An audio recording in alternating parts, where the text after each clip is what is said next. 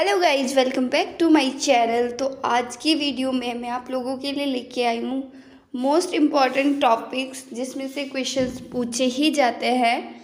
तो चलिए स्टार्ट करते हैं। तो सबसे पहला टॉपिक है हमारा महत्वपूर्ण दिवस। ये पेपर में पूछा ही जाता है और मैंने लास्ट 10 ईयर के क्वेश्चन पेपर से ये ढूंढ निकाले हैं कि कौन से जो हैं डेज बहुत ज़्यादा इम्पॉर्टेंट है और एग्ज़ाम में पूछे ही जाते हैं। तो चलिए देखते हैं हिंदी दिवस कब मनाया जाता है। फर्स्ट हमारा बनता है हिंदी दिवस कब मनाया जाता है। तो हिंदी दिवस मनाया जाता है 10 जनवरी को और राष्ट्रीय युवा दिवस मनाया जाता है 12 जनवरी को और राष्ट्रीय पर्यटन दिवस और राष्ट्रीय मतदाता दिवस जो है तो ये मनाया जाता है। राष्ट्रीय मतदाता दिवस जो मनाया जाता है वो मनाया जाता है 25 जनवरी को। 25 जनवरी को राष्ट्रीय मतदाता दिवस और राष्ट्रीय पर्यटन दिवस साथ में ही मनाए जाते हैं। और राष्ट्रीय विज्ञान दिवस कब मनाया जाता है?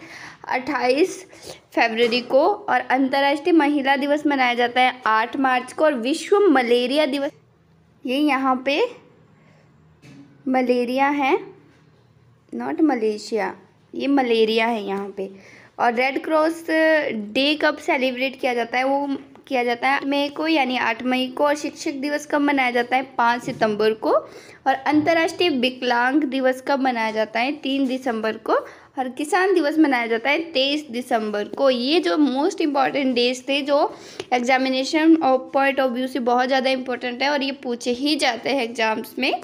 हिंदी दिवस, राष्ट्रीय युवा दिवस, राष्ट्रीय पर्यटन दिवस, राष्ट्रीय मतदाता दिवस, राष्ट्रीय विज्ञान दिवस, अंतर्राष्ट्रीय महिला दिवस, विश्व मलेरिया दिवस, विश्व रेड क्रॉस डे और शिक्षक दिवस, अंतर्राष्ट्रीय विकलांग दिवस और किसान दिवस। तो ये आपने लर्न करने हैं, ये एग्जाम्स में पूछे जा सकते हैं। नेक्स्ट क्वेश्चन की बात करते हैं। फसलों में से जो क्वेश्चंस आते हैं वो आते हैं कि खरीफ फसल कौन सी है, रबी फसल कौन सी है। तो अभी देख लेते हैं रबी फसल कौन सी है।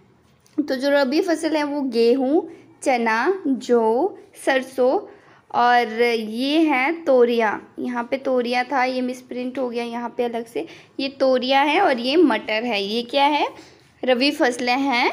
और खरीफ फसलें कौन कौन सी हैं? धान, ज्वार, मक्का, कपास, गन्ना, सोयाबीन, अरहर की जो दाल होती है ना वो, ये सारी क्या होती है? खरीफ फसलें होती है। और इन्हीं में से क्वेश्चन पूछा जाता है, इससे बाहर कोई भी क्वेश्चन नहीं पूछा जाता है। तो आपने ये ध्यान से देखना है, रबी फसल और खरीफ फसल। रबी फसल में चना, गेहूँ, जौ, सरसों और तोरियाँ जो होती है ना वो मटर, ये आती है रबी फसल में। और खरीफ फसल में आते हैं धान, ज्वार, मक्का, कपास, गन्ना, सोयाबीन और अरहर। ठीक है। नेक्स्ट जो टॉपिक आता है वो होता है कि पुरस्कार कौन से किस में दिए जाते हैं। ये बहुत सारे पुरस्कार होते हैं। मैंने नोबेल पुरस्कार लिया है क्योंकि बहुत ज़्यादा मोस्ट इम्पॉर्टेंट है examination of point of view से। और जो नोबेल पुरस्कार है वो विश्व स्तर पे दिया जाता है। और जो भारत के नागरिक थे जिनको सबसे पहले जो नोबेल पुरस्कार मिला था उनको मैंने यहाँ पे लिया है। बाकी आप लोग अच्छे से इसको रीड कर सकते हैं बिकॉज मैंने यहाँ पे एग्जामिनेशन पॉइंट ऑफ व्यू से लिए हैं बहुत ज़्यादा इंपॉर्टेंट क्वेश्चंस। तो देख लेते हैं। फर्स्ट जो है रविंद्रनाथ टैगोर को मिला था। फर्स्ट जो है वो साहित्य में उनको नोबेल पुरस्कार मिला था और 1913 में मिला था उनको। ये क्वेश्चन बहुत ज़्यादा इंपॉर्टेंट है, ये पूछा ही जाता है मैक्सिमम टाइम ये वाला क्वेश्चन। अब ये मदर टेरेसा को कौन सा नोबेल पुरस्कार किस में मिला था? ये क्वेश्चन बनता है शांति में मिला था। और मदर टेरेसा को कब पुरस्कार मिला था? ये मिला था 1976 को मिला था। ठीक है। डॉक्टर अमर्त्य सेन जो थे उनको अर्थशास्त्र में मिला था और 1998 में इनको नोबेल पुरस्कार मिला था। और किसका मिला था? अर्थशास्त्र में। अब हम पढ़ते हैं नदियों के बारे में। और नदियों में से एक ना एक क्वेश्चन ज़रूर पूछा जाता है एग्जामिनेशन पॉइंट ऑफ व्यू से, ये बहुत ज़्यादा महत्वपूर्ण है। तो देख लेते हैं यमुना नदी के बारे में जो हिमाचल में बहती है मैक्सिमम, और ये टोटल इसकी लंबाई है। ठीक है। तो यमुना नदी की लंबाई है 1326 वर्ग किलोमीटर और इसका उद्गम स्थल है यमुनोत्री। ठीक है। और सतलुज नदी है उसका जो लंबाई है वो है 1450 वर्ग किलोमीटर और इसका उद्गम स्थल है राकस ताल। ये मानसरोवर के पास ही एक राकस ताल है, वहाँ से सतलुज नदी का उद्गम होता है। और रावी नदी की लंबाई है 720 किलोमीटर और इसका उद्गम स्थल है रोहतांग दर्रा। और ब्यास नदी की लंबाई है 470 किलोमीटर और ये भी रोहतांग दर्रे के आसपास से ही इसका क्या होता है, उद्गम होता है। और जो चिनाब नदी है उसकी लंबाई है 1180 वर्ग किलोमीटर और इसका उद्गम स्थल है बारालाचा दर्रा। बारालाचा दर्रा इसका उद्गम स्थल है। ठीक है, नेक्स्ट बात करते हैं जो हिमाचल में बहने वाली है और हिमाचल में ये नदियाँ कितनी किलोमीटर बहती है वो अभी इस क्वेश्चन में हम देखेंगे। देखिए नदियाँ वो उसके वैदिक नाम, चिनाब जो नदी है उसका वैदिक नाम जो है वो अस्सीकनी है, अस्सीकनी। और ये कितने हिमाचल में 122 किलोमीटर बहती हैं। ठीक है, नेक्स्ट क्वेश्चन देख लेते हैं। सतलुज जो नदी है उसका वैदिक नाम है शुतुंद्र और ये 1320 किलोमीटर हिमाचल में बहती हैं। रावी नदी का है पुरुषनी और 158 किलोमीटर ये हिमाचल में बहती हैं।